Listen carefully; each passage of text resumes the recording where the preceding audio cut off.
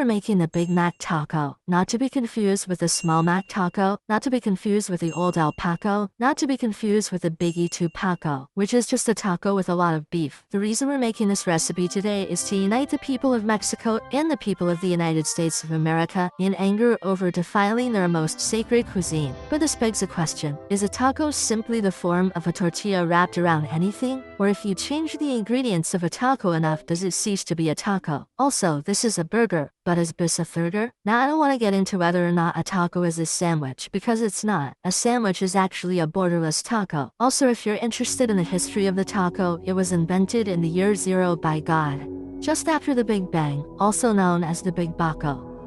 Tacos start with tortillas, and we're going to use flat tortillas today. You can use a prism tortilla if you want, which comes from San Miguel, although it's much more difficult to get the ingredients to stay on them. But we're going to use flat earth tortillas, and we're going to add our ground beef, which comes from the ground. You can use those thin artisanal meat handling gloves if you want, but using a spoon to create a smash burger type thin layer works really great without having to get meat on your nice gloves. Also, did you know that the word artisanal has another word inside it? It's the word is, and it's jammed right in the middle. The difference between what I'm doing here and spreading icing on a cake is that when you give cake to children, it doesn't usually make them cry. Now that we've got our beef frosted tortillas ready, we're gonna fry these on our pan, which is on medium heat, which is actually high because I let it heat up for 10 minutes, and 10 is the hottest number. And we're just gonna pretend we're making a pancake for 2 or 3 minutes while we prep our other ingredients, starting with our pickles. We're gonna dice these pickles so that we can roll for initiative, but of course the onion always wins because it min-maxed like crazy, dubbing charisma for crazy high decks. Now we're gonna grab our driest, most desiccated onion and chop it up until you've got delicious onion sprinkles. Now we're gonna grab our lettuce iceberg. We'll chop that up, and you wanna make sure there's no ice left on the lettuce after